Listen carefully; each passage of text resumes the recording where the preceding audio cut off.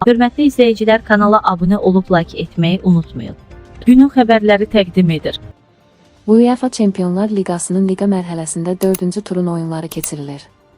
Qafqazinfoya xəbər verir ki, bugün Azərbaycan təmsilçisi Qarabağa meydana çıxacaq. Qurban Qurbanovun komandası Bakıda İngiltərə nəhəngiyə Chelsea-ni qəbul edəcək. Tofiq Bəhramov adına Respublika stadionunda keçiriləcək qarşılaşma saat 21:45-də başlayacaq. Chelsea hazırda turnir cədvəlində 13-cü, Qarabağ isə 15-ci pillədə qərarlaşıb. Hər iki komandanın 6 xalı var. Xatırladaq ki, Qarabağ Chelsea ilə artıq 2 dəfə qarşılaşıb.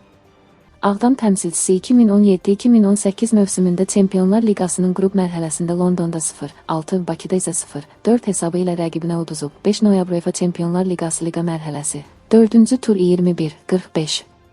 Qarabağ Azərbaycan, Chelsea İngiltərə, baş hakim Sebastian Gisamer, Avstriya, Tofiq Bəhramov adına Respublika stadionu, komandaların start heyətləri açıqlanıb.